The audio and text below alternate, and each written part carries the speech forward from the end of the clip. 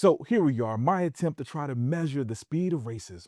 Who was the jerk that asked for peace on earth and had the nerve to try to conquer half the world with violence first and search for... So I just finished my second video talking about the Voting Rights Act and the effects on black people after the Supreme Court weakened protections tied to it. And what stood out to me was how fast certain states moved. Louisiana, Tennessee, Florida, honestly most of the former Confederate states. It took them almost no time to start redrawing voting maps and reshaping districts in ways that dilute the black voting power by splitting black communities apart. And it got me thinking, why does progress always seem to move at the speed of a turtle with asthma, but racism moves like it's got Amazon Prime? Because when you look throughout American history, every law designed to protect black people took years, decades, sometimes generations to actually be enforced. But the rollback, oh, that happens immediately. Let's start with Juneteenth.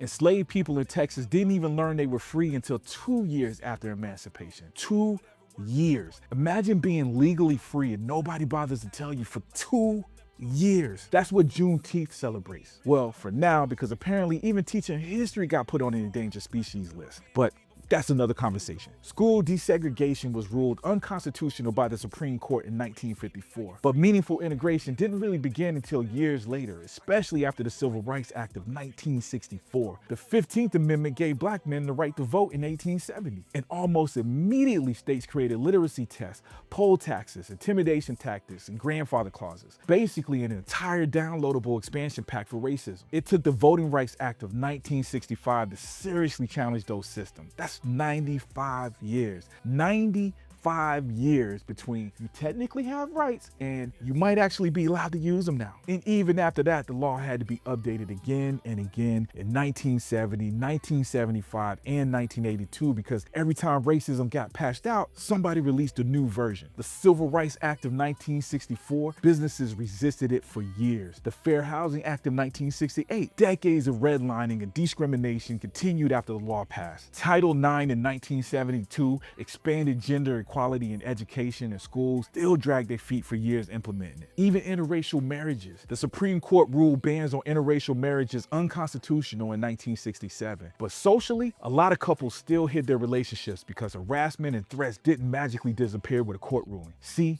That's the pattern. Progress for marginalized people in America always comes with a waiting period, a long one. 95 years, y'all. But when it comes to rolling rights back, suddenly the government becomes NASCAR. And that's when I realized something uncomfortable. The people resisting these laws today are connected to the same system those laws were created to stop in the first place. Jim Crow, segregation, voter suppression. Those systems didn't just vanish, they evolved. Party names changed, the language changed, the strategy changed. But the goal of maintaining power by weakening black political influence, that conversation clearly never died. And look, this is another one of those videos where I don't really have some uplifting movie speech at the end. I'm not going to stand here pretending like I have all the answers or pretending I'm overflowing with optimism every time I read this stuff, because honestly, some of this is exhausting. But I can say this, history also shows that progress only happens because people stayed informed, stayed vocal, and kept pushing even when the system was designed to wear them down. So for now, that's what I'll keep doing. I'll keep learning, keep speaking, keep documenting,